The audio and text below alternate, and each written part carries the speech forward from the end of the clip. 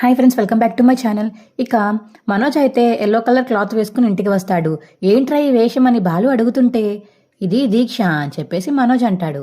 ఇక మనోజ్ దేవుడి దగ్గరికి వెళ్ళి దండం పెట్టుకుని గోవింద నారాయణ శ్రీరామ శ్రీకృష్ణ పరంధామ పరమాం పహిమాం పహిమాం అని దండం పెట్టుకుంటూ ఉంటాడు. అబ్బాయి ఏమైంది అసలు వీడికి అని ఇక ప్రభావతి సత్యం అయితే అనుకుంటూ ఉంటారు. రే సుంటా ఏం చేస్తున్నావురా అని బాలు అడుగుతుంటే దీక్ష దైవోపాసన అని చెప్పేసి మనోజ్ అనేసికి లోపలికి వెళ్ళిపోతాడు. ఏమైంది వీడికి అని బాలు అంటుంటే అదేంటి నన్నెక్కిస్తున్నాడేంటి వీడు అని ప్రభావతి అంటుంటే పైగా నిన్ను మాత అన్నాడు, ఇంకా నయం నాన్నని తాత అనలేదు అని బాలు అంటుంటే రే బాలు వాడి సంగతి పక్కన పెట్టు, ఈ హుండీ గురించి చెప్పరా. రోజు కొంత ఆదాయం తీసి హుండీలో వేస్తాం నాన్న. ఆయన 2 కార్ల వల్ల వచ్చిన లాభం, నా పూలను మిగిలిన లాభం రెంజు ఇందులో పొదుపు చేస్తాం మామయ్య. ఏంటి ఆ చిల్ల డబ్బులు అందులో వేస్తారా? రూమ్ కట్టడానికి 25 ఏళ్ళు పడుతుంది. ఇలాగే కలగనండి అని ప్రభావతి అంటుంటే కలలు కలాలని రెహమాన్ ఎప్పుడో చెప్పాడు అని బాలు అంటుంటే అది చెప్పింది అబ్దుల్ కలాం గారా? ఓహో అవునా నాన్న, సరే ఆయన చెప్పినట్టే కలలు కంటాను, ఆ కలల్ని నిజం చేస్తాను. నువ్వు కష్టపడి ఇల్లు కట్టావు, నేను కష్టపడి పైన రూమ్ కడతాను అని బాలు అంటాడు. నాన్న నీ చెయ్యి మంచిది కాబట్టి ముందుగా నువ్వే ఫస్ట్గా బోనీ చెయ్యి అని చెప్పేసి బాలు అంటుంటే ఆగాగు నాన్న, మా కాష్టార్జితంతో ఇల్లు కట్టాలనుకుంటున్నాం కాబట్టి మా డబ్బులతో నీ చేతులతో వెయ్యి నాన్న అని బాలు డబ్బులు ఇచ్చిక సత్యంకి ఇస్తాడు. నువ్వు రా అని చెప్పేసి ప్రభావతిని సత్యం పిలుస్తుంటే వాడు పిలిచాడా? అయ్యో నేను పిలుస్తున్నాను కదరా ప్రభా, నువ్వు రావా అని సత్యం అంటుంటే నేనెందుకు, మంచి కార్యక్రమం మొదలుపెట్టినప్పుడు మంచి మనసుతో ఆశీర్వదించాలి, అంతే కదా నాన్న, ఇంకో అని చెప్పేసి ఇక డిబ్బుల డబ్బులు వేస్తాడు సత్యం. నువ్వేమన్నా నిలువు దోపిడి ఇస్తావా అని బాలు అడుగుతుంటే రే నాకు కథల జోలికి నగల జోలికి రాకురా నువ్వు అని చెప్పేసి ప్రభావతి అంటుంటే నగలు మింగింది ఆ చొక్కా లేనోడే అని చెప్పేసి బాలు అంటాడు. అప్పుడే రోహిణి వస్తుంది. ఏంటది డొనేషన్ బాక్స్లో ఉంది అని రోహిణి అంటుంటే ఇది హుండీ, పైన రూమ్ కట్టడానికి ఇందులో డబ్బులు పొదుపు చేయాలి అనుకుంటున్నామని మీనా అంటుంటే ఇందులో డబ్బులు దాచడం కష్టం కాదు, కానీ దీన్ని ఎక్కడ దాచాలనేది కష్టమైన విషయంలో అనిపిస్తుంది. ఐడియా, రే చొక్కా లేనోడా అని బాలు అంటుంటే ఇప్పుడు ఆయన ఎందుకండి అని మీనా అంటుంది. దొంగ చేతిలో తాళం పెడితే దొరికిపోతాడేమోనని దొంగతనం చేయకుండా ఉంటాడు కదా, అందుకని ఇది వాడి చేతిలోనే పెడతాను అని బాలు అంటుంటే రే నువ్వు మళ్ళీ కొత్త పంచాయతీ పెట్టకరా, దీన్ని నీ గదిలోనే పెట్టుకో, అప్పుడు అమ్మేవాడికి తీసిస్తుంది నాన్న, రే నా జోలికి రాకు అని ప్రభావతి అంటుంటే అవును ఇప్పుడు వాడు వేసుకున్న గెటప్కి ఇది బాగా సూట్ అవుతుందని అడుకోవడానికి పోయినా పోతాడు, మన గదిలోనే పెడతాను అని బాలు అనేసి వెళ్ళిపోతాడు. మీ ఆయన గురించి చాలా ఎక్కువ మాట్లాడుతున్నారు అని రోహిణి అంటుంటే మీ ఆయన ఎందుకలా అన్నారో గదిలోకి వెళ్ళి మీ ఆయన చూడు, నీకు తెలుస్తుంది వెళ్ళు అని మీనా అంటుంది. ఇక రోహిణి అయితే పైకి వెళ్ళి తలుపు ఓపెన్ చేస్తుంది. మనోజ్ ధ్యానంగా మంచం మీద అలా కూర్చుని ఉంటాడు. మనోజ్ ఏమైంది ఇలా ఉన్నావు? లాగకు రోహిణి క్లాత్, ఇప్పుడు నిన్ను కాపాడే కవచం ఇదే, ఇది నా ఒంటి మీద ఉంటే నాకు ఎలాంటి కీడు జరగదు. నీ తలకేమైనా దెబ్బ తగిలిందా? ఎందుకు ఇలా మాట్లాడుతున్నావు? నీకు అసలు విషయం చెప్పలేదు కదా రోహిణి, చెప్తానుండు అని ఇక జరిగిందంతా చెప్తాడు రోహిణికి. త్వరలో నీకు పెద్దాపత రాబోతుందని స్వామీజీ చెప్పాడు, అందుకని ఈ క్లాత్ ఇచ్చాడు, వేసుకుని వచ్చాను ఇంటికి, ఇది వేసుకుని ఉండాలంట అని చెప్పేసి ఇక మనోజ్ చెప్పడంతో అయ్యో మనోజ్ కాస్త అయినా బుర్ర పెట్టి ఆలోచించు, నువ్వు చదువుకున్న వాడివే కదా, ఎందుకు ఇలాంటివన్నీ నమ్ముతున్నావు? ఎడ్యుకేషన్కి స్పిరిచువాలిటీకి సంబంధం లేదు రోహిణి, నువ్వు ఎప్పటికీ మారుతావో ఏంటో. మారిపోయాను రోహిణి, ఆ జ్యోతిష్యుడు చెప్పిన తర్వాత నేను మొత్తం మారిపోయాను రోహిణి, అందుకే నా చుట్టూ ఉన్న వాళ్ళని నమ్మాలి అనుకోవట్లేదు. అంటే నన్ను కూడా నమ్మవా మనోజ్? నేను ఇప్పుడు ఆ విషయం ఖచ్చితంగా చెప్పలేను, కానీ ప్రస్తుతానికి మాత్రం నేను అందరితో జాగ్రత్తగా ఉండాలి అనుకుంటున్నాను.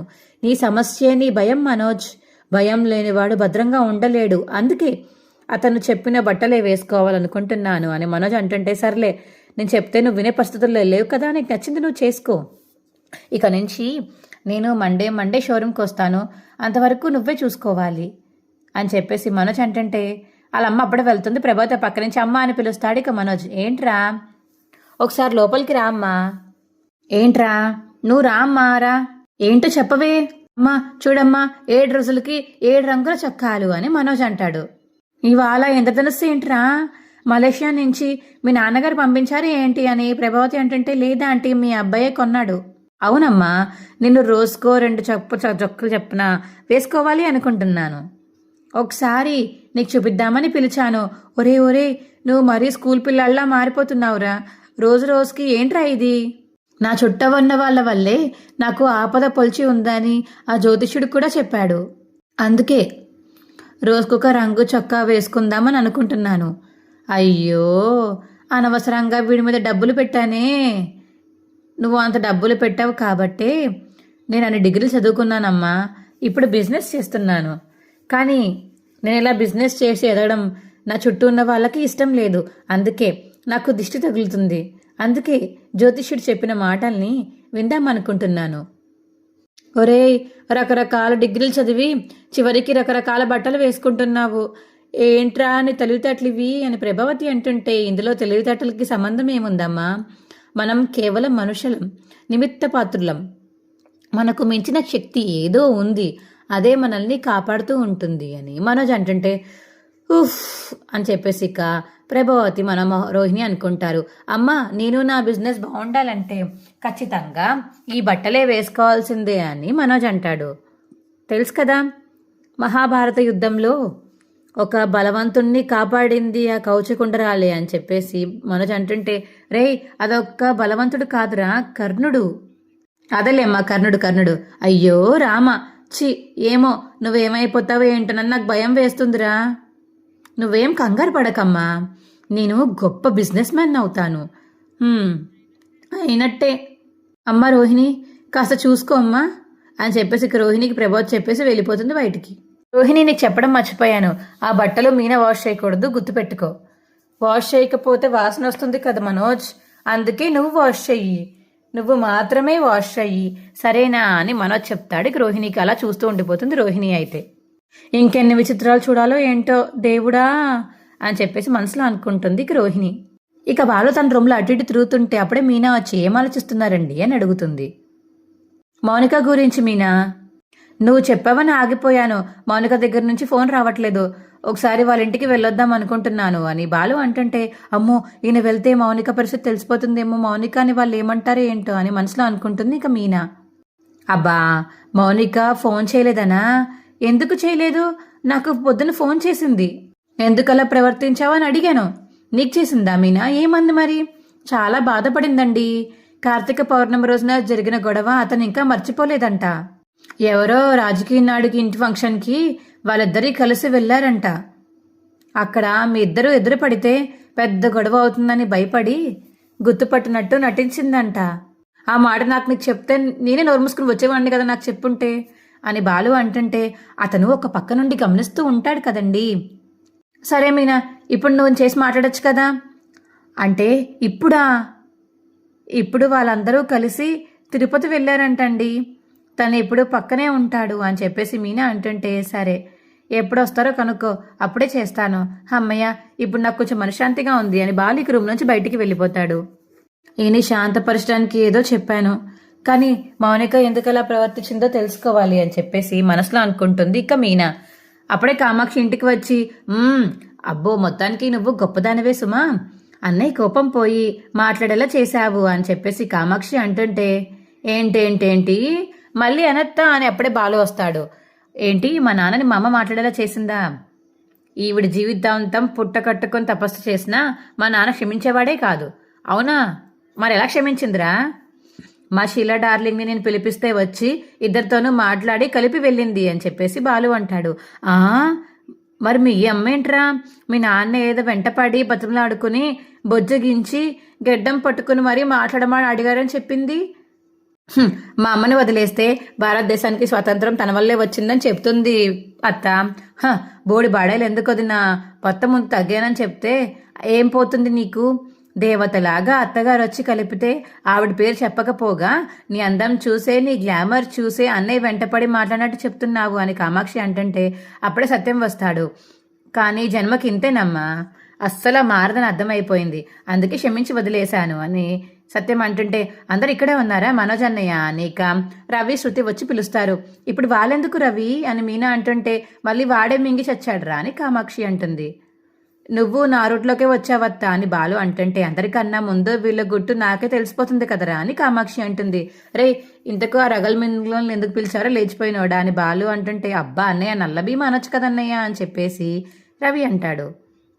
లేచిపోయిన నల్ల భీమా అని బాలు అంటుంటే రే నైటీ మర్చిపోయావురా అని కామాక్షి అంటుంటే లేచిపోయి నైటీ లేసుకున్న నల్ల భీమా అని బాలు అంటుంటే అబ్బా అత్త నువ్వు అన్నయ్యతో కలిసిపోయావా అని రవి అంటాడు. రే వాళ్ళు కూడా వచ్చారు కానీ అసలు విషయం ఏంటో చెప్పు అని సత్యం అంటాడు. మా రెస్టారెంట్ వాళ్ళు ప్రతి సంవత్సరం ఒక ఈవెంట్ చేస్తారు. ఈ సంవత్సరం బెస్ట్ కపుల్ కాంటెస్ట్ పెట్టబోతున్నారు. అంటే ఏంటి రవి అని మీనా అంటుంటే అంటే ఆదర్శ దంపుల పోటీ అన్నమాట. ఓహో, ఇంట్లో చాటలు పీటలతో తన్నుకు చచ్చిన ఆ పోటీకి వెళ్ళేసరికి ఒకరి కోసం ఒకరు పుట్టినట్టు తెగ నటిస్తారే ఆ పోటీనా అని కామాక్షి అంటుంటే ఇంచుమించు అలాంటిదే అని శృతి అంటుంది. మన ఇంట్లో 4 జంటలు ఉన్నారు కదా, అందుకే ఫామ్స్ తీసుకొచ్చాము. అంటే మీ అమ్మ నాన్న కూడా ఈ పోటీలో పాల్గొనొచ్చా అని కామాక్షి అంటుంటే పాల్గొనొచ్చు అని చెప్పేసి శృతి అంటుంది. ఊరుకో కామాక్షి, మేం పోటీకి వెళ్ళడం ఏంటి అని ప్రభావతి అంటుంటే అవును తూర్పు పడమర కలిసి పోటీకి వెళ్తాయా అని సత్యమ అంటుంటే అది కాదు, ఆ పోటీలకు వెళ్తే అందరి ముందు ఆడపమంటంలో ఆడాలి. వెళ్తే రోహిణి మనోజ్ వెళ్తారు, వాళ్ళే ఆదర్శ దంపతులు అని ప్రభావతి అంటుంటే అని చెప్పేసి ఇంకా ఇంట్లో వాళ్ళందరూ అలా చూస్తూ ఉంటారు. రవి శృతి కూడా బెస్ట్ కపులే అత్తయ్యా అని చెప్పేసి రోహిణి అంటుంది. వాళ్ళు ఎలాగో వెళ్తారు, వాళ్ళ రెస్టారెంట్ వాళ్ళే కదా పోటీ పెట్టేది అని చెప్పేసి ప్రభావతి అంటుంటే మరి బాలు మీనా ఆదర్శ దంపతులు కాదనా నీ ఉద్దేశం అని సత్యం అంటుంటే ఆంటీ సర్టిఫికెట్ ఇచ్చేదేంటి అంకుల్, హ్యాపీగా బాలు మీనా కూడా పార్టిసిపేట్ చేయొచ్చు అని శృతి అంటుంటే వద్దు డబ్బడమ్మా, మేమేంటో మాకు తెలిస్తే చాలు, ఇంకొకరు గుర్తించాల్సిన అవసరం లేదులే మాకు అని బాలు అంటాడు.